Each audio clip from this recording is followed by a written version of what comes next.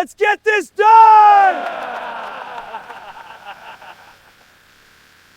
Iron Grace, the clippers were already running when she sat down.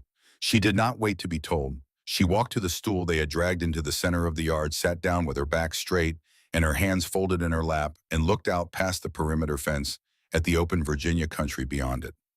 Not defiant, not defeated, simply present.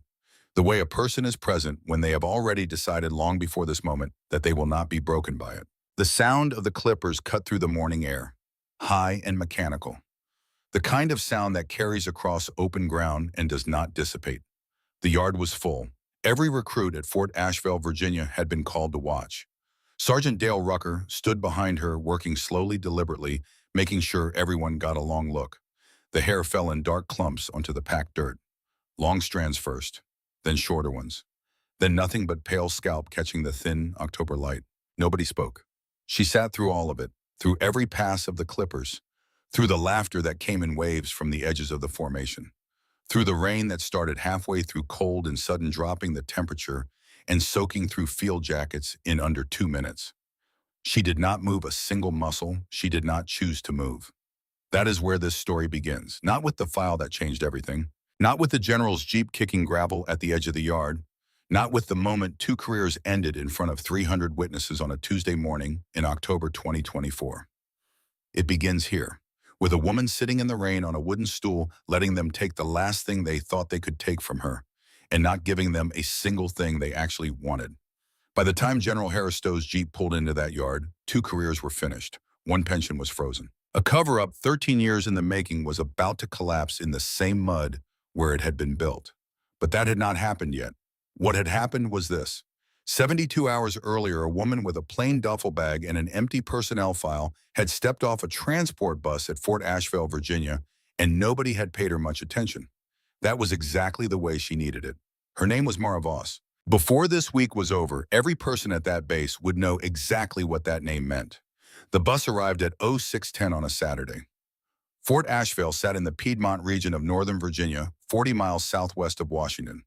It was not the kind of base that ended up in recruitment posters. The barracks were functional and gray. The parade ground was cracked asphalt and red clay. The whole installation had the feeling of an institution that had been running on inertia for so long it had forgotten why it started. Mara was the last one off the bus. She was 43 years old, medium height, built the way people are built by decades of actual work rather than gym hours, the kind of fitness that does not announce itself but does not yield either. Dark hair pulled back in a simple ponytail. No jewelry, no watch. Her uniform was regulation but visibly faded, the kind of fading that comes from years of washing, not weeks. There were no patches on her shoulders, no rank insignia on her collar, no commendations, no unit markings, nothing that told you where she had been or what she had done.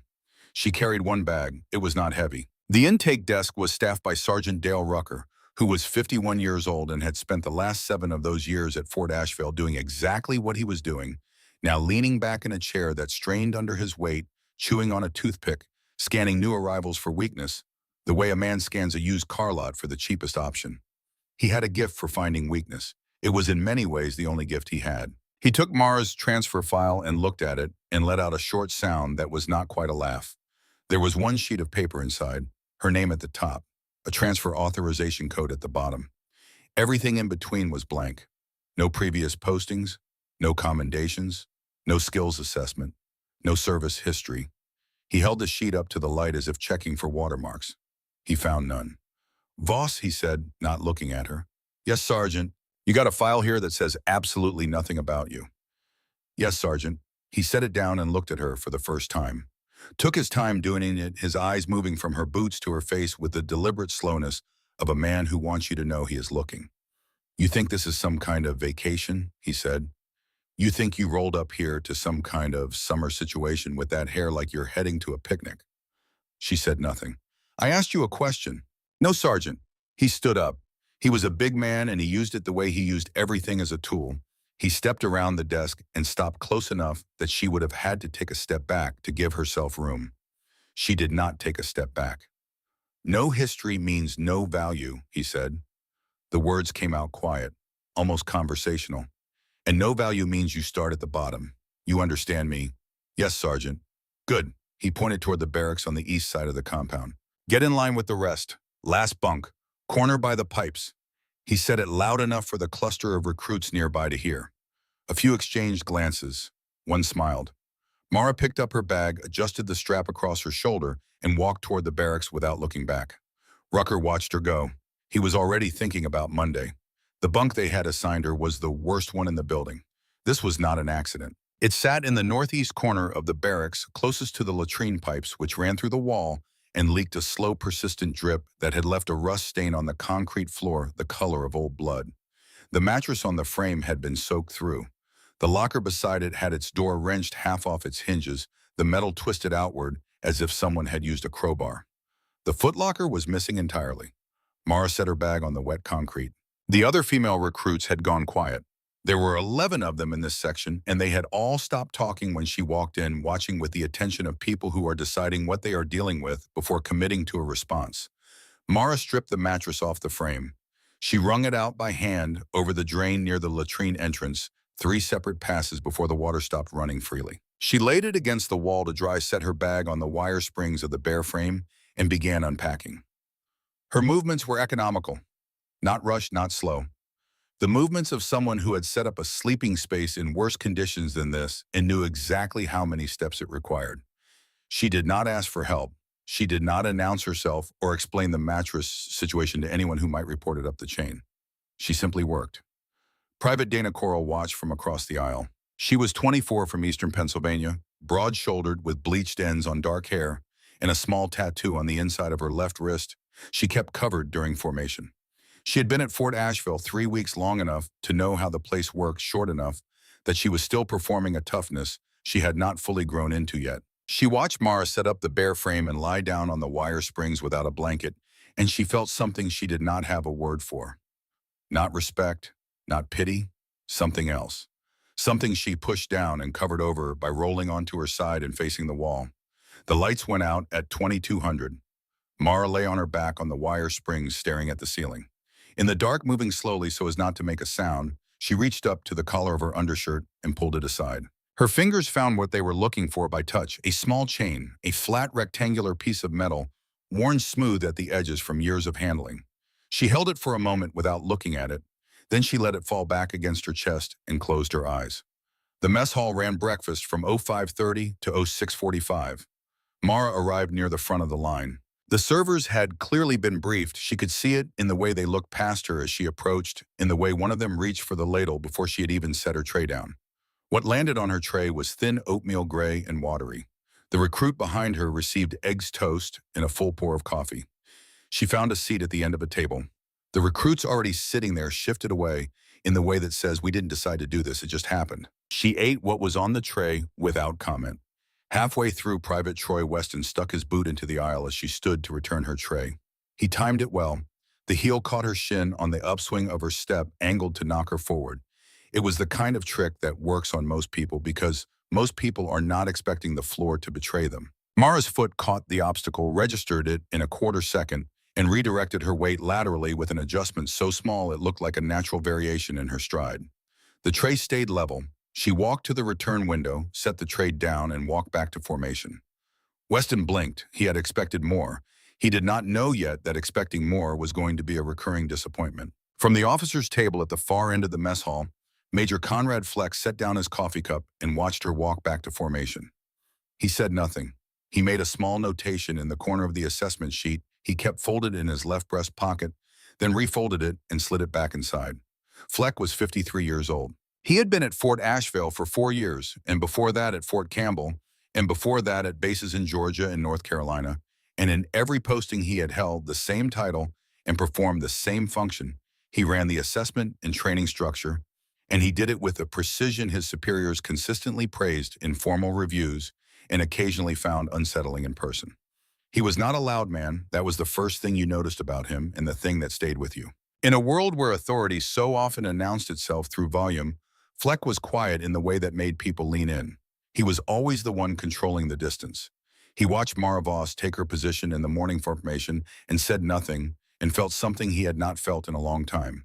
He felt uncertain. He did not like that. He filed it as he filed everything for later use. The first full day of training began at 0600 sharp. The obstacle course at Fort Ashvale had been designed to break confidence before it broke bodies. It ran 400 meters through mud pits, cargo nets, concrete walls, and tunnel crawls, and it was timed, and your time went on your record and followed you. Mara ran it in the middle of the pack, keeping a pace that drew no attention. She climbed the cargo net with her weight centered, moved through the mud section without slowing, came over the final wall, and crossed the finish line 7 seconds behind the front runner. It was a solid time for a first run. Sergeant Rucker was waiting at the finish line with a high-pressure industrial hose, the kind used to clean vehicles, and he looked at her stopwatch time, looked at her, and pointed back at the start. "Missed a foothold on the net," he said. "Run it again." And she had not missed a foothold on the net. Dana Carell, who had been 6 positions behind her on the course, knew she had not missed a foothold. But Dana was a private and Rucker was a sergeant, and that arithmetic only works one way. Mara turned and ran the course again. On the second run, Rucker opened the hose at full pressure. He aimed it at the cargo net section and waited until she was 8 feet off the ground, then hit her across the face and upper chest with a wall of cold water that snapped her head sideways and tore at her grip on the rope. The recruits watching from the sideline made a sound. Several stepped back involuntarily as if the water had somehow reached them. Mara locked her ankles around the vertical rope below her. She went blind from the water and climbed by feel hand over hand, pulling against the pressure, getting her face below the stream and then up over it, and she crested the top of the net, gasping water streaming from her hair and uniform. She came down the other side and ran the rest of the course without slowing. She crossed the finish line. Rucker checked his stopwatch, made a mark on the clipboard, shook his head slowly. "Poor form on the wall approach," he said. "Run it again." She ran it a third time. When she finished, the rest of the recruits had been standing in the shade for 40 minutes, watching her. She crossed the finish line and walked to the end of the line and stood at attention, her lungs pulling hard, her legs carrying a tremor she would not permit to reach her knees. She stood straight. She steadied her breathing. She looked past the perimeter fence at the open country beyond it, and the tremor passed, and she did not go down. The gear inspection that afternoon was the second movement in a sequence Rucker and Fleck had choreographed together, though neither man would have used that word. Each recruit had laid their equipment on the ground in front of their bunk in the regulation pattern. Fleck moved down the line with his clipboard, stopping at each recruit, making notations, moving on. He stopped at Mara's station for longer than the others. He looked at her layout. He looked at it the way a man looks at something he intends to find a flaw in. Then he raised his right foot and kicked her pack over. The contents scattered across the concrete. Clothing, field tools, ration packets, a compass, sliding in different directions. He picked up her field radio, an older model, several generations behind what other recruits carried, turned it over twice, then let it fall. It hit the edge of the footlocker and the casing cracked along one corner. "Defective equipment suggests a defective soldier," he said. He wrote a long notation on her scorecard. "Pack your gear. 10 seconds. 10 seconds to return scattered equipment to its regulation pattern was not a real instruction. It was a performance. Everyone in the barracks understood this. The question was what you did with the performance. Mara dropped to her knees and worked. Her hands moved fast, sorting by touch, placing items back with the focus of someone who has run this drill 10,000 times. She got most of it. She was 2 seconds over when Fleck checked his watch. 2 seconds, he said.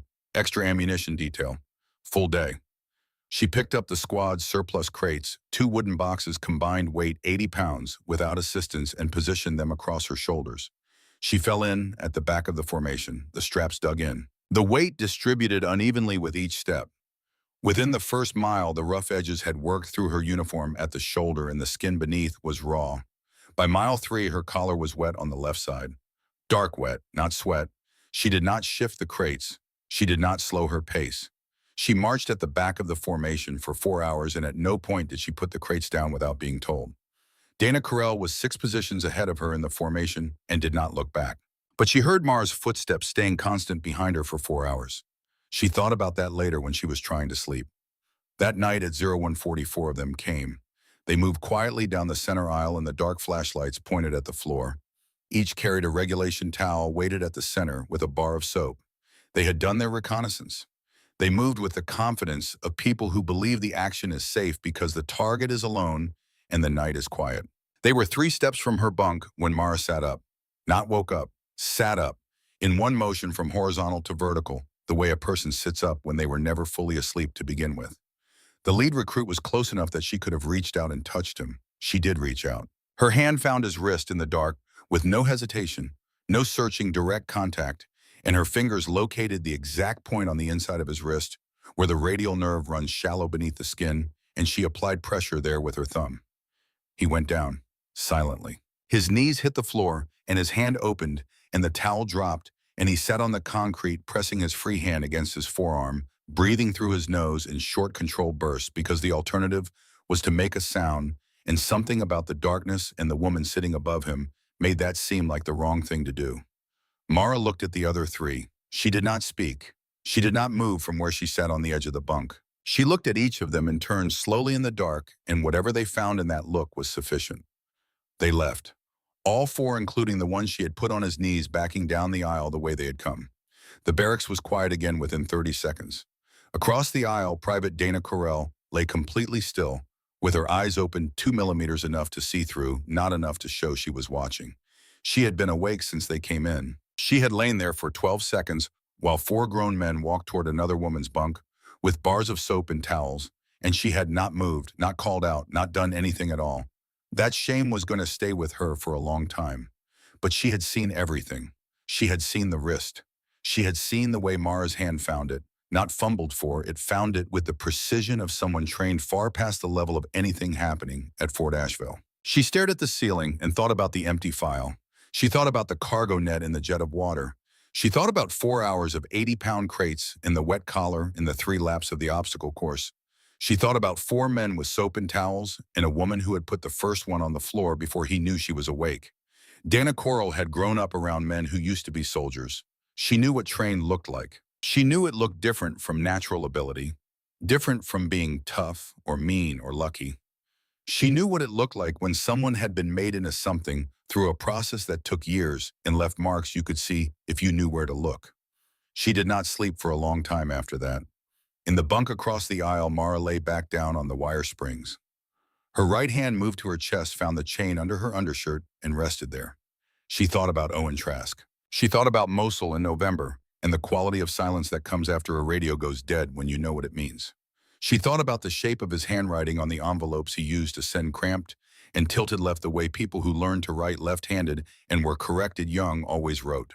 There was a letter coming, his last one, the one he had written from the hospital and never mailed. His sister had found it in his things and had agreed to send it to this address, this name, through a routing Mara had set up 3 weeks ago. It would arrive in the next day or two. She closed her eyes. Outside, the Virginia night pressed against the windows, and the latrine pipes dripped their slow rhythm, and Fort Ashvale settled into the quiet of a place that has never once asked itself whether it should apologize. The second morning was worse than the first. This was by design. The mess hall situation repeated itself, thin oatmeal, no coffee, and this time Weston did not bother with the boot trick. He simply bumped her hard from behind as she turned from the counter, both hands on the tray, the bump time to the pivot. The tray went. The oatmeal hit the floor and spread across the concrete in a gray splatter that reached her boots and the boots of 3 recruits standing nearby. The hall went quiet. Fleck was at the officer's table. He set down his fork. "Clean it up, Voss," he said without raising his voice. "And you don't get a replacement tray. Learn to walk." The laughter that followed was the laughter of people who have been given permission and are taking it quickly before it is revoked. She knelt and cleaned the floor with paper napkins from the nearest dispenser. She did it thoroughly. She did not hurry. Her stomach was empty. It had been mostly empty since she arrived. She had not complained about this. She returned to formation. Fleck watched her take her position. He made no notation this time. He simply watched, and he felt again the thing he had felt in the mess hall on the first morning, that faint, uncomfortable frequency of something not adding up. Something about the way this woman moved and stood and endured that did not fit any profile he had built from the empty file. He had been running these assessments for 16 years. He had broken hundreds of recruits, and he had a catalog in his head of every type, every tell, every pattern of breakdown. He knew what the face of someone running out of options looked like. He knew the small signs, the swallowing, the jaw tension, the slight forward lean of someone trying to hold something in. He had not seen a single one of those signs in Mara Voss. What he had seen was someone enduring without strain. Not enduring without pain. He could see the shoulder, the way she moved her left arm slightly, less than her right since the ammunition detail. She was in pain, but she moved through it the way you move through traffic. the way you endure waiting, something you pass through because you know what lies on the other side. He had built his entire reputation on one principle: everyone breaks. You find the fault line and you apply pressure, and eventually everyone breaks. He believed this. He had believed it since 2009, since Fort Bragg, since a night that had rearranged everything that came before and after it. He watched Mara Voss stand in formation with a wet collar and an empty stomach and found for the first time in a long time that he could not locate her fault line. He told himself that meant he had not looked hard enough. He was wrong, but it would take him 3 more days to find that out. The letter arrived on the 3rd day. It came through the base mail distribution at 1400, sorted into the cubbies in the main corridor of the administrative building. Sergeant Dale Rucker was standing at the far end of the mail corridor when it arrived. He had been there for 20 minutes waiting. He had made it his business to know which cubby was hers. He took the envelope out and held it up to the light. Single sheet inside, handwritten, he guessed, from the irregularity of the shadow. He carried it to the afternoon formation. Mail call was at 14:30. Rucker ran it himself, reading names, tossing packages and envelopes to their owners, with the casual accuracy of a man who has done this 1,000 times. Then near the end of the list, he stopped. He held up the white envelope. "Voss," he said. She stepped forward. He held it up between 2 fingers, examining it, turning it over once. The formation watched. 300 people stood in the afternoon sun watching Sergeant Dale Rucker hold a dead man's last letter between his thumb and forefinger. "Private correspondence," he said loudly, "on a base where you have no record, no history, and apparently no reason to be here. Maybe it's a cry for help. Maybe someone back home doesn't know you were washing out." He produced a lighter from his breast pocket. He lit the corner of the envelope. It caught fast. The paper was thin and dry, and the flame moved up it quickly, curling the edges, turning the handwriting to black and then to gray. He dropped it when the heat reached his fingers, and it finished burning on the concrete. And when it was done, there was nothing left but a small scatter of ash and the smell of scorched paper in the October air. The formation was very still. Mara stood 6 feet from the ash. She had not moved since the flame touched the paper. She had not reached for it, made a sound, or changed her expression. She stood with her hands at her sides and watched the letter that Owen Trask's sister had held for 5 years burn to nothing in a parking lot in Virginia in front of 300 strangers.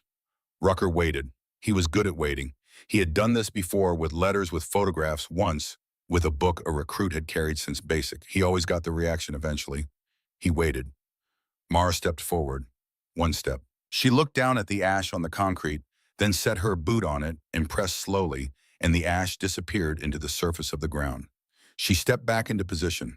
Her face was the same face she had walked in with, flat and calm, and pointed at the middle distance, seeing something none of them could see. Rucker put the lighter back in his pocket. He was not a perceptive man, but he had instincts, and the instinct he had standing there in the afternoon sun was that he had just done something he did not fully understand yet. He wasn't sure what it was. He moved on. 300 people exhaled slowly and tried not to look at the place where the ash had been. In the back rank of the formation, Private Dana Carell stared at the back of Mara's head and felt something shift in her chest. Not sympathy. Sympathy was what you felt for someone who needed it. What she felt was something closer to recognition. The specific feeling of watching someone absorb a thing that would have broken you and understanding for the first time the distance between who you are and who you could be. She looked at the spot on the concrete where the ash had been pressed into the ground. She thought about the dog tag she had seen 2 nights ago in the dark. She thought, "Who are you?" Not as a question she expected an answer to. As the most important question at Fort Ashvale, Virginia on this Tuesday in October 2024. "Who are you, Mara Voss, and why are you letting them do this to you?" The answer was sitting in an encrypted file on a secure Pentagon server behind a clearance level that neither Dale Rucker nor Conrad Fleck possessed. The file had a designation at the top, Omega 7. Below that designation was a name, a rank, and a mission description that, if either man had been cleared to read it, would have changed everything about the last 3 days. But they were not cleared to read it, and so the clippers kept running, and the hair kept falling. And Mara Voss kept waiting for what she knew was coming, the way you wait for a storm. You can already smell in the air, not with dread, not with eagerness, but with the patience of someone who has learned over a very long time that the weather arrives on its own schedule. It does not wait for you to be ready. It does not ask if you are. It simply comes. The 4th morning came in cold. A front had moved through overnight, dropping the temperature 15 degrees and leaving the parade ground slick with frost that would not lift until well past 0800. The recruits moved through it in their field jackets, breath-fogging boots, finding the ice under the clay in the way that makes you doubt every step. Mara moved through it without changing her pace. She had slept 4 hours. She knew this because she had counted, a habit carried from places where sleep was measured in operational calculus rather than comfort. 4 hours was sufficient. She had worked on less.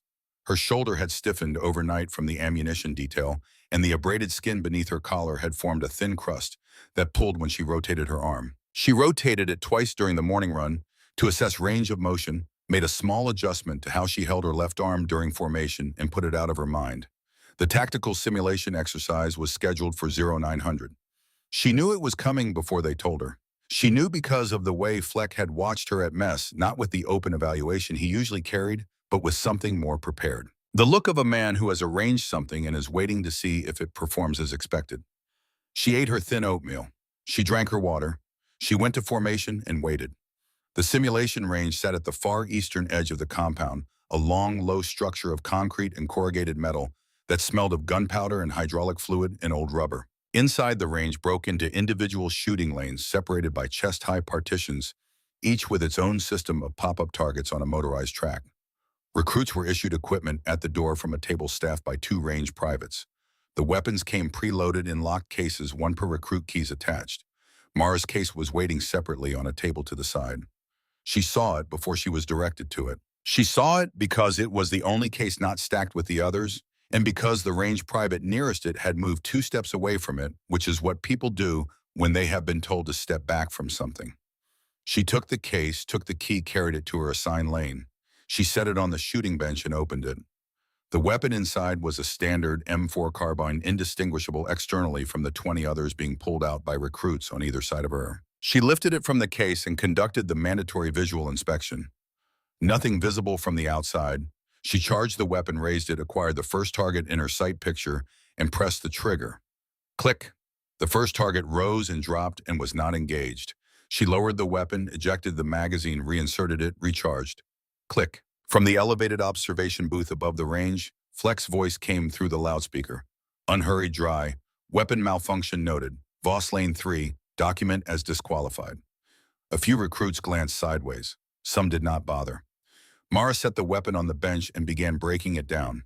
She removed the magazine. She retracted the charging handle and locked it. She pressed the lower receiver takedown pin and separated the upper from the lower. She removed the bolt carrier group and drew the bolt itself from the carrier and held it up to the range lighting. The firing pin was present. The issue was subtler. The channel housing the firing pin had been slightly widened at the critical point, disrupting the pin's alignment. Not enough to detect on casual inspection. Enough to ensure the pin would never strike the primer with sufficient force. It was meticulous work. It had taken someone who knew weapons very well. She set the bolt down. She reassembled the carrier group using a workaround she had been taught in 2011 in a training environment that appeared on none of her official documentation, a method of compensating for firing pin channel defects by manually cycling the bolt and using controlled pressure to force the pin forward at the moment of contact. It was not in any field manual available at Fort Ashvale. It was the kind of knowledge passed down verbally between people who operate in conditions where equipment failure is not an excuse. She raised the weapon. When the next target rose, she fired. The round struck center mass. She cycled the bolt manually, working the action with her right hand while holding the weapon with her left, a motion that requires considerable strength and leaves your fingers exposed to the ejection mechanism. By the third target, the skin of her right index finger had been partially stripped by the ejecting case. By the fifth, she was bleeding freely into the action. She hit every target. She hit them at varying distances at the tempo the system set manually, cycling between each shot with the methodical focus of a person completing a task that is unpleasant and necessary and beside the point. In the observation booth, Fleck stood with his clipboard and said nothing. The range private beside him said quietly, "Sir, she's hitting center mass on all of them." Fleck reached past him and cut the power to the target system. The targets stopped cycling. The display board at the end of the range, which tracked scores in real time, flickered and went dark. "System failure," Fleck said. He made a notation. "All scores from Lane 3 disqualified due to equipment and system malfunction." He put the cap on his pen. Below in Lane 3, Mara set the weapon down on the bench. She looked at her right hand. The index finger had lost a strip of skin along the second joint. The blood had worked into the creases of her knuckle and dried dark there. She wiped it on the inside of her sleeve, applied pressure with her other hand, and waited for it to slow. In the lane beside her, Dana Carell had stopped shooting. She had been watching since the second target, since she understood what Mara was doing with her hands, since she grasped what it meant to hit those distances with a weapon being cycled manually while bleeding. She had the particular stillness of someone filing something away very carefully in a place where it will not get lost. Their eyes did not meet. Mara picked up her case and walked to the equipment return table. Dana watched her go. There are moments that restructure everything that comes before and after them. Conrad Fleck had one such moment. He had been carrying it for 15 years, and it had become so much a part of the architecture of who he was that he could no longer tell where the moment ended and the man began. It was February 2009, Fort Bragg, North Carolina. The promotion list for '05 had been posted at 1600 on a Friday, and his name was not on it. This was not supposed to happen. He had the evaluations, the time and grade, the performance record, the right relationships in the right places. He had done everything correctly in the right sequence for the right number of years. The list did not have his name on it. He walked back to his quarters and sat at his desk without turning the light on and held the paper in both hands from 1700 to 300. In those 10 hours, something happened in him that rearranged the architecture of everything that followed. He had believed in the system, not naively. He was not a naive man. Functionally, he had believed that the mechanism responded to what you put into it. The list taught him that the mechanism did not respond to what you put in. It responded to where you stood when you started walking. He spent the next year thinking about how to change where he stood. In March 2010, 14 months after that night at Fort Bragg, he contacted a colleague at the Joint Training Command who owed him a favor and who had access to a classified document archive. Fleck had no legitimate clearance to touch. The document he requested was a comprehensive combat assessment framework written by a captain at a Special Operations Evaluation Unit classified at the secret level. He had heard about it through informal channels in 2009 and had spent 14 months deciding what to do with the information. He read it in one sitting. He recognized immediately that it was the finest thinking on the subject he had encountered in 20 years. He also recognized that the person who had written it had been moved into a classified unit and would not be in a position to object to anything for a long time. By September 2010, the document had a new cover page. By 2011, it was circulating across 4 bases as the Fleck Combat Assessment Method. By 2015, it was embedded in the official training framework at Fort Ashvale as foundational doctrine. By 2024, no one at this base had any reason to know it had ever had another author. Conrad Fleck had built his entire position on a foundation that belonged to someone else. He had not thought about this in years. He was thinking about it now, walking back from the simulation range in the cold October air, because the woman in Lane 3 had stripped and reassembled a compromised weapon using a technique that was not in the Fleck Combat Assessment Method, but it was in the original. He had removed that section in the fall of 2010 because it described a level of field improvisation he considered excessive for general training application. He had cut 12 pages from the original, streamlined. Others made editorial decisions throughout that he believed improved the document for its intended audience. The technique Mara Voss had used on that range was from one of the 12 pages he had cut. He walked back to his office and sat at his desk without turning the light on and did not move for a long time. And the thought that settled on him in the silence was one he had not allowed himself in 15 years. What if the person he had taken this from had been better at it than he was? He put the thought away. He put it away the way he put everything that did not serve him firmly in a place where it would not affect his next decision. He picked up his pen. He wrote Mara Voss's name on the disqualified list for the day's exercise. He underlined it.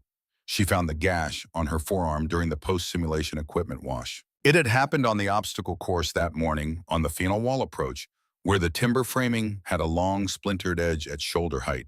She had felt the sting and kept moving. Now with her sleeve rolled for the equipment wash, she could see it properly. 2 inches long, deeper than a scrape. The edges were ragged and slightly swollen underneath. She rolled her sleeve back down and went to the medical tent at 1600. The medic on duty was a young specialist named Yarrow, who had been at Fort Ashvale 8 months and had learned quickly which recruits were worth his time and which he was expected to wave off. He had been told directly which category Voss fell into. He looked at her arm for 2 seconds. "It's a scratch," he said. He turned back to the counter to the coffee he had been pouring and picked up the mug. "It will need closure," she said. We don't have bandwidth for every scrape. He walked to the back of the tent where Sergeant Rucker was sitting in a folding chair. Wrap it yourself if you want. Mara looked at the roll of gauze on the shelf beside the door. She did not touch it. She walked out. Behind the latrine block on the west side of the barracks in the space between the concrete wall and the chain-link perimeter fence, she sat down on a concrete bump stop and unrolled the small repair kit from the inner pocket of her field jacket. Standard issue sewing roll needles, thread in 3 weights, small scissors. She had carried it for 6 years and used it on fabric exactly 4 times. She threaded a needle in the failing afternoon light. She cleaned the wound with water from her canteen and careful mechanical pressure along the edges, forcing the blood to flow briefly before it clotted. She did this without hurrying the way you do a thing when it has to be done exactly right, or it will need to be done again. Then she closed the wound. The needle went in at the left margin and came up at the right, and she drew the thread through and pulled the edges together and tied it off. She worked in interrupted sutures, each one separate, each one tied before she started the next. The thread was too coarse for the purpose, and the light was bad, and she had no way to numb the area, but her hands were steady. They had always been steady. Steadiness had been trained into her a long time ago, in a process she had not chosen and did not regret. 5 sutures. She bit each knot off with her teeth. She cleaned the site again with the last of her canteen, water rolled her sleeve down, and sat for a moment with her back against the concrete wall, looking at the sky above the perimeter fence. It was the color of old pewter. A flight of geese moved across it in rough formation, angling southwest. She watched them until they were gone. She stood up. She went back to formation. That night, Dana Coral came to her in the dark. It was after lights out, after the barracks had been quiet for an hour. Dana moved carefully, no flashlight, stepping the way people who grew up in creaky houses learned to step weight on the outside of the foot, transferred, slowly testing before committing. She sat down on the floor beside Mara's bunk, not on the edge of it. On the floor back against the bunk frame, the way you sit when you want to make clear you are not asking for anything, just present. She did not say anything for a while. Neither did Mara. Then Dana said quietly, "Whose letter was that?" Not a question with a rising inflection. A question you say flat because you already know it matters. Mara was quiet long enough that Dana had decided no answer was coming. "Owen Trask," Mara said. "Sergeant First Class, Mosul, November 2019. He held my position for 11 minutes after he took the hit. Gave the team enough time to get out." She stopped. "He died on a Tuesday." Dana sat with this. "His sister sent it," Mara said. "He wrote it from the hospital. Never mailed it." Dana looked at the floor between her knees. Mara reached into the collar of her undershirt and drew out the chain. She held it in the dark between them. The dog tag was dull silver edges, worn smooth, the embossed letters barely visible in the faint light from the window. Trask Owen R.O.P.O.S. Dana looked at it. She did not reach for it. "That's all I have left of him," Mara said, "and I just watched them burn his last words to me." The barracks breathed around them, 12 sleeping people, the latrine pipes running their quiet work in the wall. Dana did not say she was sorry. She did not say anything that required a response. She pulled her knees up and wrapped her arms around them and sat there in the dark beside Mara's bunk. And that was what she had to offer, and it was enough. After a long time, Dana said, "I've been writing things down, since day one, in a notebook I keep inside my second pair of boots." Mara said nothing. Every incident, every name, dates times what was said. "I don't know why I started. I just started." Mara held the dog tag in her closed fist for a moment, then let the chain drop back inside her shirt. "Keep doing it," she said. "Tell no one." Dana nodded in the darkness. "Why are you letting them do this?" she said. The question she had been carrying for 4 days. Mara was quiet again. Outside, a vehicle moved along the perimeter road and the sound came and went. "Because what I'm looking for," she said finally, "you can't find unless they think they've already won." Dana turned this over in the dark. She was 24 years old, and there were things in this sentence she could not reach yet, but she could feel the outline of them. She sat there until her legs went numb, then stood quietly and went back to her bunk. In the morning, she said nothing and did not look at Mara differently than she had before. But she moved her notebook from the inside of her boot to the inside of her field jacket closer to her body, and she kept it there from that night forward. The 6th day brought Fleck to the edge of something. He had tried everything in his established sequence. Physical escalation endured. Equipment sabotage adapted. Social isolation absorbed.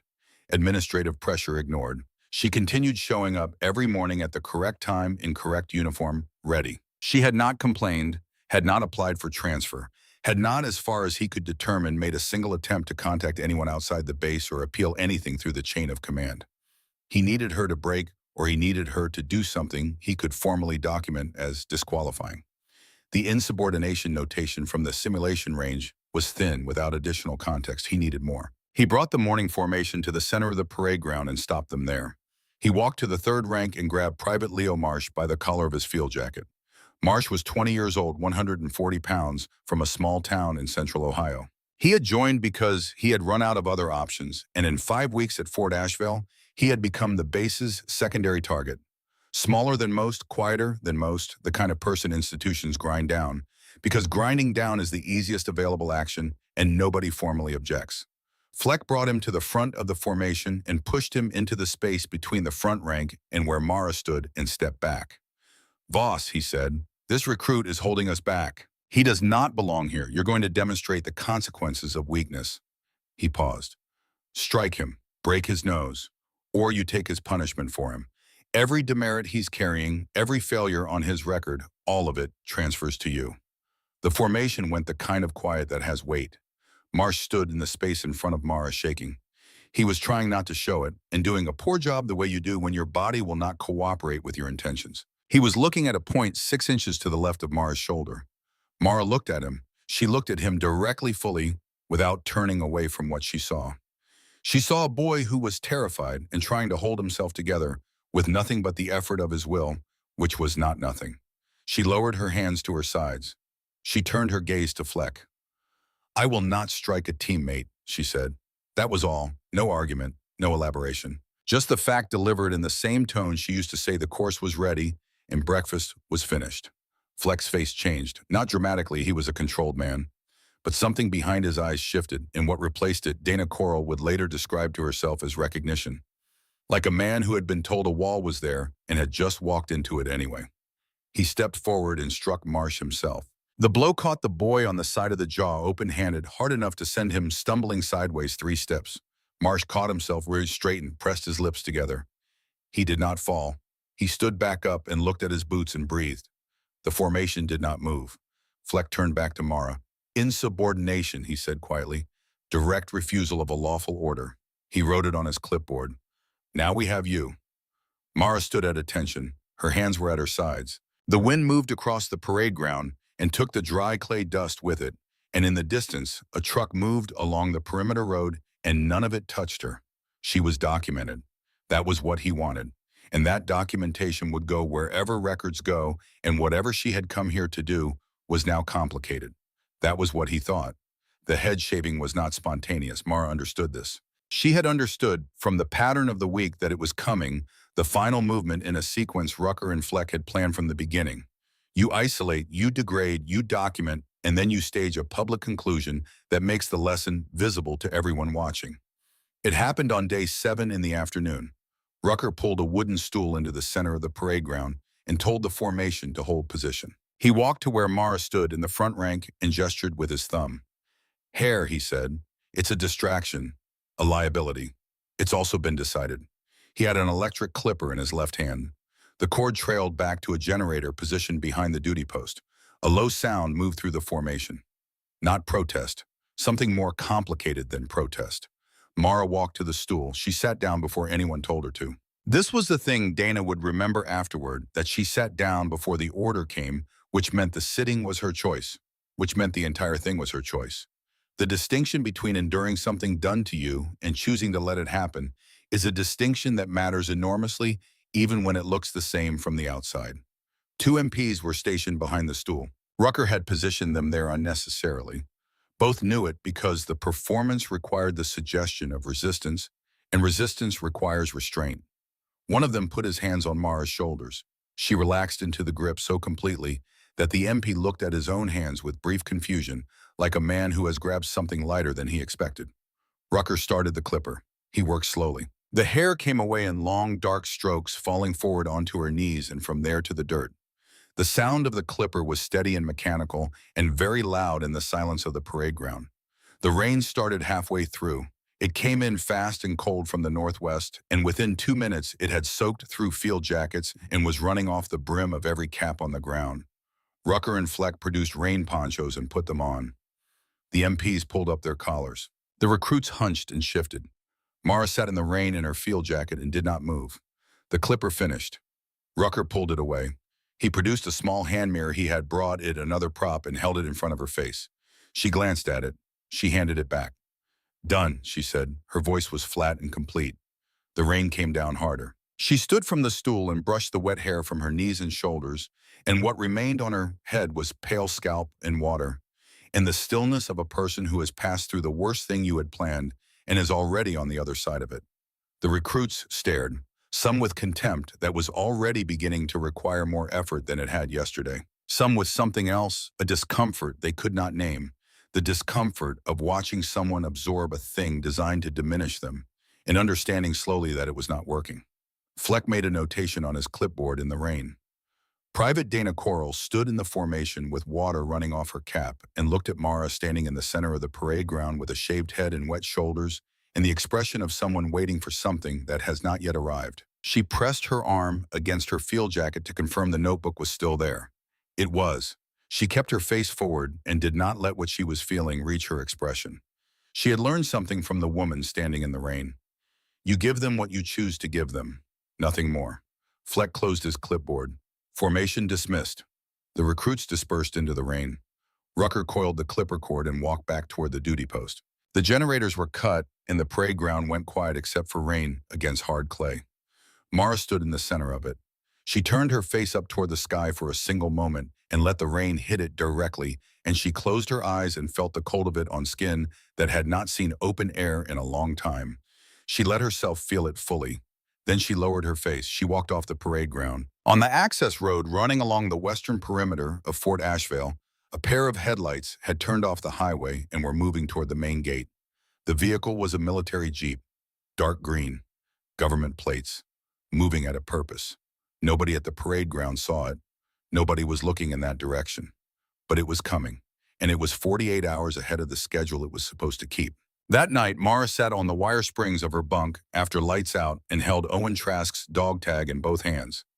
She did not pray, because prayer was not something she had ever managed to believe in, but she held the weight of the metal in her closed palms and thought about him specifically in detail, in the way that keeps a person present in the world after they have left it. She thought about the way he used to brief standing slightly to the left of the map, never directly in front of it, because he said blocking the map was what you did when you didn't trust your people to read it themselves.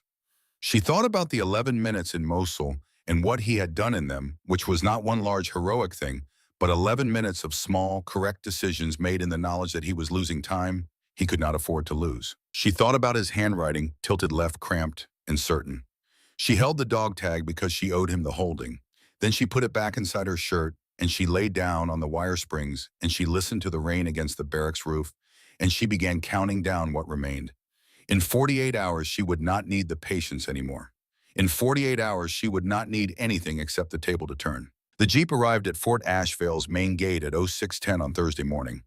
It came without announcement, without the advance notification that protocol required for a general officer visit, without the preparatory scrambling that normally preceded the arrival of someone with 3 stars on his collar. The gate guard, a young specialist who had been on duty since 0200, looked at the credentials presented to him, looked at the vehicle, looked at the man in the passenger seat, and opened the gate without asking a single unnecessary question. General Harris Stowe did not acknowledge the gate as it swung open. He was looking at something on the tablet in his lap, and whatever was on it had been occupying him since they turned off the highway 12 miles back. He was 61 years old. He had spent 38 of those years in uniform, in places that ranged from unpleasant to catastrophic, and he had developed over that time the ability to walk into a room that has been running a long time without him and understand in the first 30 seconds exactly what has been happening there. He got out of the Jeep, he stood on the gravel of the main administrative lot and looked at Fort Ashvale in the early morning light. The barracks, the parade ground, the obstacle course at the far end, the flags at standard height, the duty post staffed correctly, everything in order, everything where it was supposed to be. He was here precisely because of what could not be seen from a parking lot. His aide, Lieutenant Cole Haynes, got out of the driver's side and came around the front of the vehicle. Haynes was 32, a detail man who processed information quickly and expressed almost none of it on his face. He had been Stowe's aide for 14 months. He was carrying the secure tablet in its hardened case under his left arm. They walked toward the morning formation. The formation had already assembled. The full complement of Fort Ashvale's active training cohort stood on the parade ground in the cold October light, breath misting facing east. Sergeant Dale Rucker stood to the left of the formation. Major Conrad Fleck stood at the front conducting the morning accountability check with the methodical efficiency that was his signature. General Stowe walked onto the parade ground. Fleck saw him. He called the formation to attention and turned to face the approaching officer. Stowe waved off the formality without stopping. At ease. Carry on. He moved along the edge of the formation with the unhurried stride of a man who is not touring. He was looking at faces. He moved through the front rank and then the second reading, each face the way you read things you are actually trying to see. He stopped. He had been moving at a consistent pace and then he stopped. Mara Voss stood in the second rank fourth from the left. Proper formation position, hands at her sides, eyes front. Her head was shaved. There was a visible stiffness in how she held her left arm. Her collar, where rank insignia would have appeared on any other officer, was bare. Stowe looked at her for a long moment. Then he looked at Fleck. This soldier, he said, nodding toward Mara. Name and file. Fleck walked to him with the clipboard extended. Private Voss, sir. Transfer no prior record. We've been processing her through standard evaluation. She's been flagged for insubordination among other deficiencies. Stowe took the clipboard. He looked at the top sheet, one page. Name, transfer code, nothing else. He looked at the accumulation of notations beneath it. The demerits, the disqualifications, the formal insubordination, documentation. He handed the clipboard back without comment. He turned to Haynes. Qi, he said quietly. Run the scan. Haynes set the case on the hood of a nearby vehicle, opened it, and powered up the secure tablet. The initialization sequence took 40 seconds. In those 40 seconds, Fleck stood with his clipboard and Rucker stood at the edge of the formation, and 300 recruits breathed their visible breath into the cold morning air, and nobody said anything. Haynes aimed the tablet's biometric scanner at the formation. The device was a Pentagon-issued identity verification system deployed to general officers conducting classified assessment operations. It scanned passively matching faces against a database that went considerably deeper than standard military records. The scan moved across the formation. When it reached the second rank fourth from the left, the tablet emitted a single sharp tone. Haynes looked at the screen. The blood drained from his face so quickly and so completely that Fleck, standing 6 feet away, noticed it and felt a cold thing start in his own chest in response. Haynes's hand went white at the knuckles. His jaw was working as if he was trying to form words, and the mechanism had temporarily failed. He crossed the distance to Stowe in 3 steps and placed the tablet in Stowe's hands without speaking. His eyes communicated something that went beyond words, urgent and irreversible, and you need to see this now. Stowe looked at the screen. The display was red, not the amber of elevated clearance, not the blue of a classified file. Red. The deep, unambiguous red of an Omega-7 designation, which Stowe had seen exactly 4 times in his career, and each time it had meant that a situation was considerably larger than it appeared from the outside. The text below the red header read, Omega-7 Classification Active Voss Mara C. Colonel U.S. Pentagon. Inspector General's Office, Special Operations Assessment Division. Current mission status, active assignment. Fort Ashvale Command Integrity. Evaluation Mission Authority. Deputy Secretary of Defense Operational Security. Total cover, maintain personnel warning. Subject is superior in rank to all. Fort Ashvale Command Personnel. Stowe read it once. He read it again. He looked up from the screen. He looked at the woman in the second rank with the shaved head and the bare collar, and the careful stillness she had been carrying for 7 days. And the architecture of the last 7 days rearranged itself in his mind in the space of a single breath. Every detail falling into a new configuration, every notation on Fleck's clipboard acquiring a new and irreversible meaning. He raised his voice. Halt, he said. Everything, the word carried. It was not loud, but it was absolute, the kind of word that closes doors as it moves through a space. And every sound on the parade ground stopped simultaneously. Rucker's low conversation with the duty sergeant, the ambient movement of 300 people, all of it stopping. Stowe turned to face Fleck and Rucker directly. You, he said to Rucker, step out of that formation, do not speak. He turned to Fleck. Clipboard down, hands at your sides. Neither man moved for 2 seconds, which is a very long time when a 3-star general is looking at you. Then they moved. Stowe walked to the second rank. He stopped in front of Mara Voss. She was looking at a point directly above his left shoulder, proper formation position. She had not looked at him since he entered the parade ground. She had not changed her posture or expression when the tablet sounded or when Haynes's face went white or when Stowe said halt. Colonel Voss, Stowe said. It was the first time her rank had been spoken aloud at Fort Ashvale. She looked at him. Sir, she said. He held her gaze for a moment. Something passed between them that was not quite apology. Apology was insufficient, and he knew it, and not quite acknowledgement, because that was also insufficient. In the end, what it was recognition. One soldier looking at another and understanding what had been asked and what had been done with it. He turned back to the parade ground. All right, he said. Everyone stands exactly where they are. What happened in the next 20 minutes would be discussed at Fort Ashvale for a long time afterward, in the way things are discussed when they expose a structure people have been living inside without seeing it. Stowe scrolled the tablet past the mission parameters and operational security protocols and the 7-day assessment log that Mara had been transmitting nightly through a channel that used the base's own administrative network in a layer nobody at Fort Ashvale knew was active. He scrolled past the incident documentation, every event captured, time-stamped, cross-referenced. He reached the section carrying a secondary classification header. He read it. He stopped scrolling. He looked at Fleck. Come here, he said. Fleck walked to where Stowe was standing and stopped at 3 feet the distance of a man already bracing for something without knowing its shape. Stowe turned the tablet so the screen faced Fleck. Read the header, he said. Fleck looked at the screen. His eyes moved across the text. The change in his face was gradual, which made it worse to watch a slow draining like water finding its level in something cracked at the base. The header read, Original Authorship Documentation Voiceover Fort Bragg, 2008. Classification Secret Document Comprehensive Combat Assessment Framework. Current circulation title.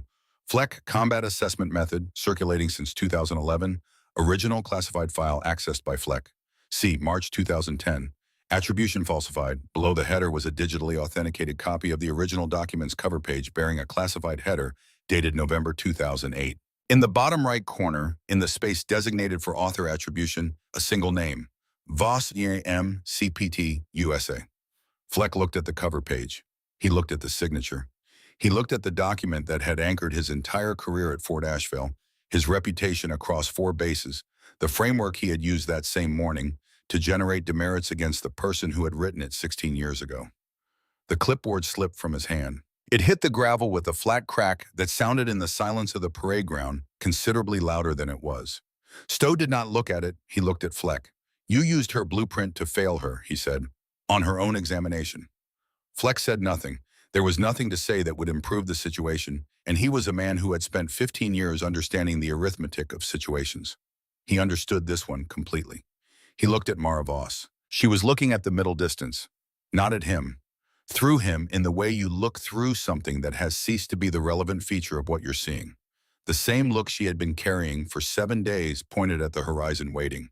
He understood standing there on the gravel with the clipboard at his feet that this was what it had always been, not a random transfer, not a ghost recruit with an empty file. The woman he had spent a week dismantling had come here to dismantle him, and she had let him do every single thing he had done because every single thing he had done was evidence. He did not buckle dramatically. He did not cry. He had too much professional formation for any of that. He simply stood with his hands at his sides and felt for the first time in 15 years the full weight of 2009, the dark office, the piece of paper, the decision he had made in the hours before dawn, but now from the other side of it, which turned out to be exactly as bad as he might have imagined, if he had ever permitted himself to imagine it. Stowe nodded to Haynes, who had been standing at the edge of the situation with quiet attention. Haynes pressed a sequence on the tablet, and on the large display screen mounted on the wall of the administrative building normally used for base-wide announcements and weather updates, a video feed opened. The footage was from Fort Ashvale's interior security camera network, the facility monitoring system nobody in the training command had thought to consult as a source of documentation. It showed in clear digital resolution the parade ground, the barracks corridors, the mess hall, the simulation range, the obstacle course, the medical tent. It showed Rucker running the industrial hose at a woman on a cargo net. It showed Fleck kicking a pack across a barracks floor. It showed a medical specialist turning his back on a bleeding wound and walking away with a coffee mug. It showed 4 men moving down a barracks corridor at 0140 with towels and bars of soap and moving back 3 minutes later. It showed a letter burning in a parking lot. It showed a woman behind the latrine block in the failing afternoon light threading a needle. All of it, 7 days of it, playing in sequence on the large screen while 300 people stood on the parade ground and watched and understood one by one what they were looking at. Several recruits looked at the ground. Several more looked at Rucker, and then quickly away. Troy Weston stood in the back rank with his jaw set and his eyes moving between the screen and his own boots in a cycle that would repeat for the rest of his time in uniform. Nobody spoke. When the footage ended, Stowe turned to the formation. "This base's operations are suspended pending review," he said. "No one leaves, no one makes calls. My staff will be conducting interviews beginning at 0800. If anyone has documentation that supports or supplements what has been displayed, you will have the opportunity to provide it." In the second rank, Dana Carell pressed her arm against her field jacket. She felt the notebook there solid against her ribs, and she pressed against it once more to confirm it, and then she stood straight and kept her face forward. Mara walked to where Rucker was standing.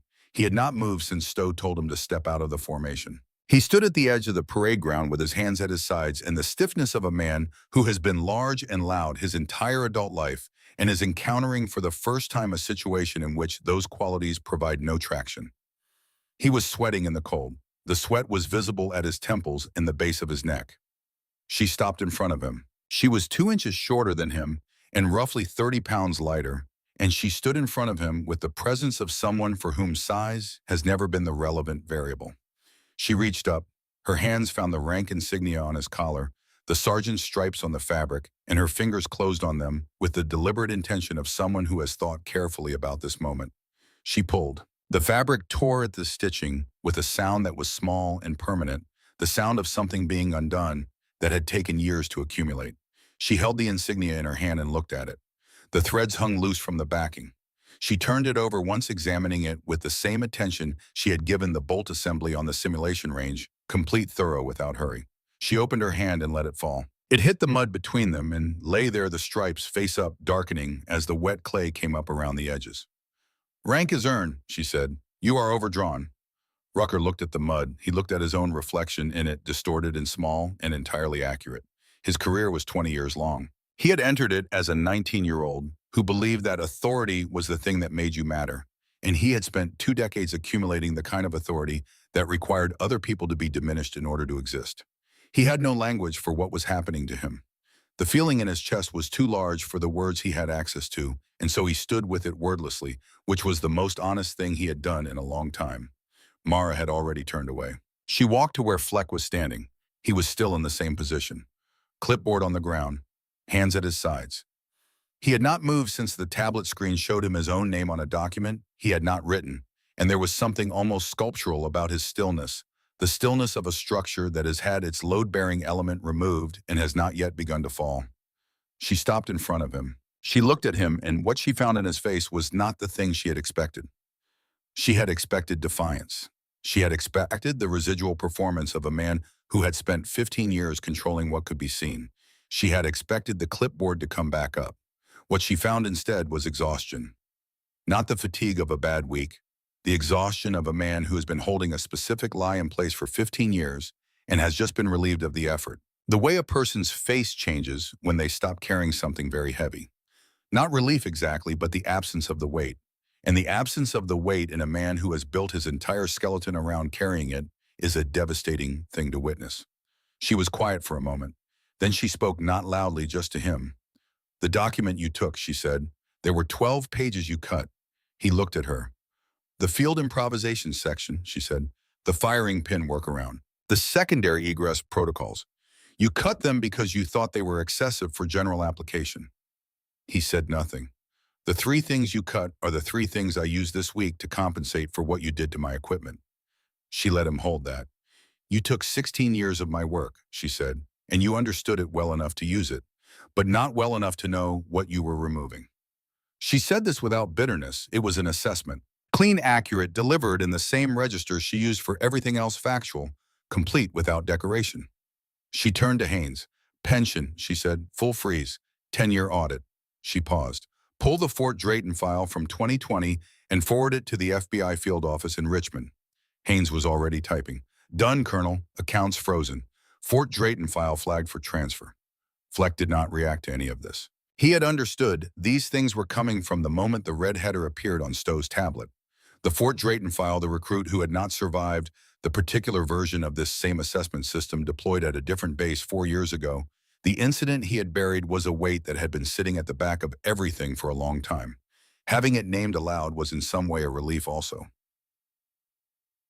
His knees folded.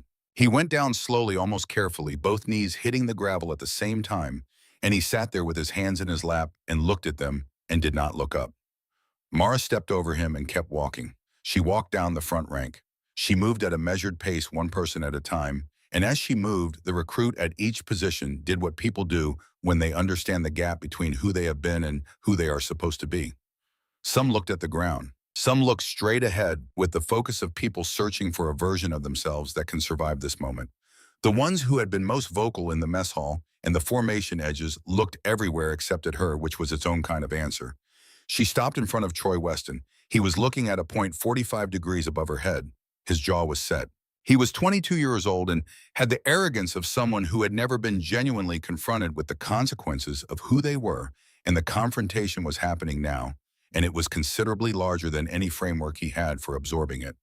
She looked at him for 4 seconds without speaking. She moved on. She stopped in front of the recruit who had spat near her boots on the parade ground. He was staring at his own hands. He was still staring at them when she stepped past. She stopped in front of Private Leo Marsh.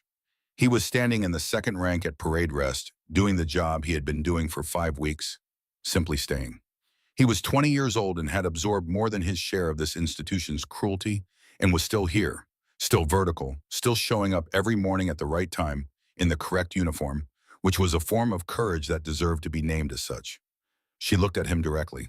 He met her eyes. He was the only one in his immediate section who did. She gave him a single nod.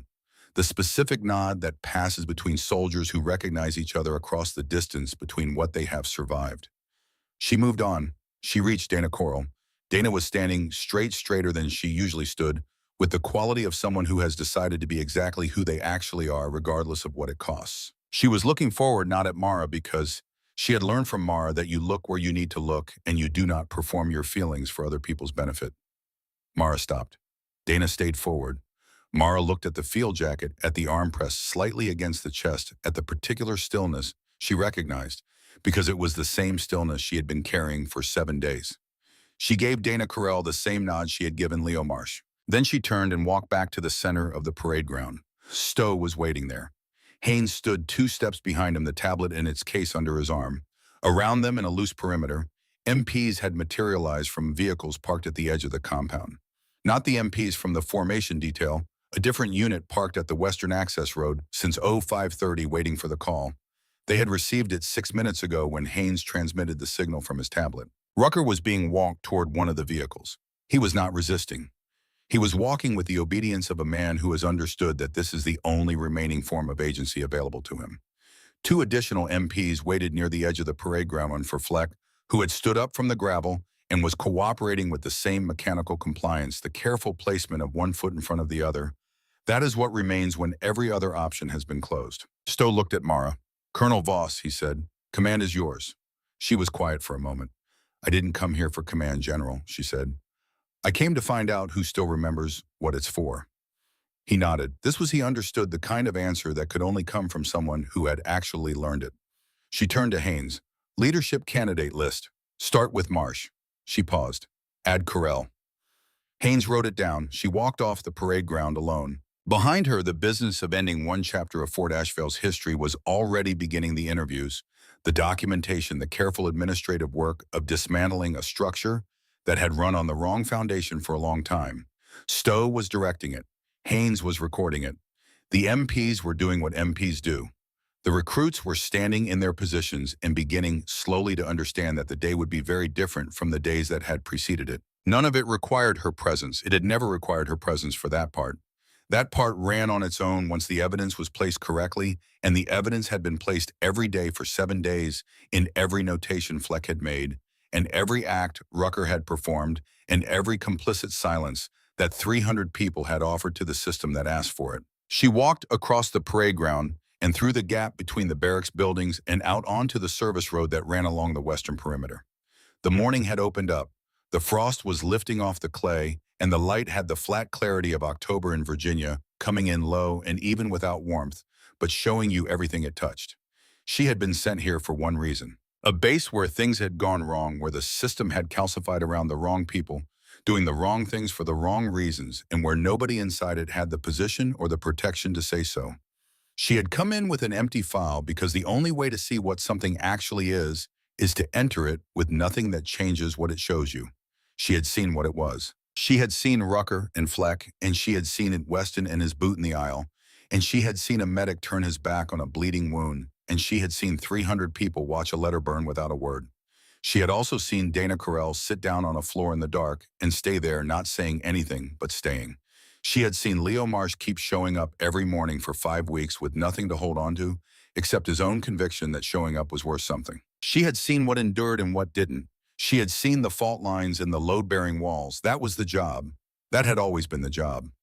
She walked until she reached the far end of the service road, where it curved toward the western gate and the access road that led to the highway. She stopped there. She set her bag down.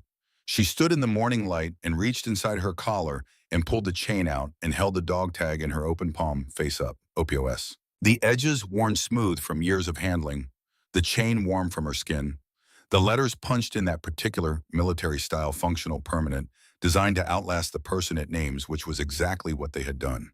She had carried Owen Trask's dog tag for 5 years through 3 assessment missions, 2 surgeries, and the particular loneliness of work that is classified and purposeful and invisible in the way that the most important work often is. She had carried it because he had pressed it into her hand in the last hours with the intentionality of a man who understands he is making a decision about where his weight should land when he is no longer there to carry it himself.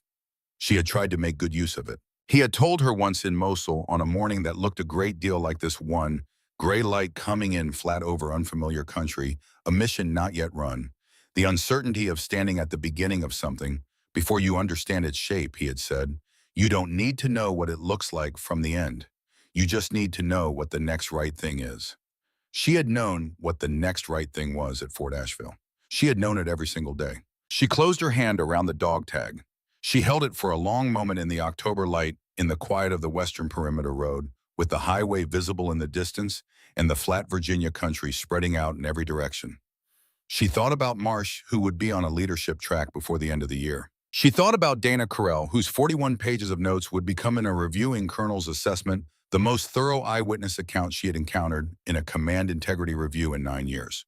She thought about what Fort Ashvale would look like in 60 days under corrected command conditions and what it would produce from the raw material of the recruits currently standing on the parade ground. She thought about the blank file waiting for her in the next transport manifest. Then she put Owen Trask's dog tag back inside her shirt and picked up her duffel bag, the same bag she had carried off the bus 7 days ago, plain and unremarkable. Weighing exactly what it had always weighed, and she walked toward the gate. The gate guard opened it without being asked. She walked through. That afternoon, Fort Ashevale's flags were lowered while the administrative review was underway. Operations were suspended on the order of the Inspector General's office, pending full assessment of command and training practices.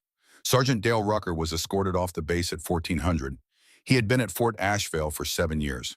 He left with the clothes on his back and a process that would take 14 months to resolve and would resolve badly. 20 years of service had been voided in the time it takes a piece of torn fabric to hit the mud. Major Conrad Fleck departed at 1615 under escort of the FBI field office in Richmond, which had received the Fort Drayton file at 0812 that morning and had a great many questions about what had happened at that other base 4 years ago to a 22-year-old recruit named Carver Holt, who had not survived his assessment period. The questions would take considerably longer than 14 months to answer, and the answers would be worse than the questions. Private Dana Carell submitted her notebook to the review team at 0830, 41 pages handwritten with dates, times names, and precise descriptions of observed events going back to the first morning of the training cohort's arrival. The reviewing officer read it cover to cover and then read the first 14 pages again. Private Leo Marsh completed his training cohort on schedule and was recommended for the leadership track by the interim command established at Fort Ashvale in November. He accepted without ceremony, which was the correct way to accept something you had earned by simply refusing to stop. Colonel Mara Voss submitted her assessment report to the Pentagon Inspector General's office from a secure terminal in Richmond at 1900 that Thursday evening. The report was 47 pages. The summary section was 3 paragraphs. The final paragraph read, Fort Ashvale command structure exhibited systemic failures at multiple levels including deliberate obstruction, falsified documentation, suppression of prior incident reporting, and the active cultivation of an environment in which abusive authority was normalized, rewarded, and protected by the chain of command. Remediation will require full structural review and replacement of leadership at the sergeant and field grade officer levels. The recruiting cohort currently in residence contains several individuals who demonstrate the qualities this institution requires. They should be retained and developed under corrected command conditions. Recommendations attached. She submitted it and closed the terminal. She was on a flight to Fort Lewis, Washington at 0600 the next morning. New assignment, new base. There would be a blank file waiting for her in the transport manifest. There would be a bunk assigned by someone who had made a preliminary assessment based on an empty sheet of paper. She had a window seat. She watched Virginia fall away beneath the aircraft in the early morning dark, the highway grids and river bends and the Piedmont country going dark and then darker. As they climbed, and then there was nothing below her but cloud and the silence of altitude. She reached inside her collar one last time. She held Owen Trask's dog tag in her closed fist, the metal warmed, the edges smooth. She thought about what he had said once about entering something new, that the blank page is not a deficit. It is the thing that lets you see clearly. You cannot read a page that is already written over. She had entered Fort Ashvale as a blank page. She had let them write on it. And what they had written in every notation and demerit and broken piece of equipment was the truth about themselves, legible, documented, permanent. She put the dog tag back against her chest. She closed her eyes. The aircraft moved west at 500 miles an hour, carrying her toward a blank file and a base that did not yet know what was coming. Somewhere in a transport manifest, her name sat below a rank that would not be displayed above a service history that read like a clean sheet of paper, the way it always started. Outside the window, the country fell away into cloud and then into the gray, undifferentiated dark of altitude, and the morning was still a long way off, and there was nothing to do now but let the distance come. She let it come.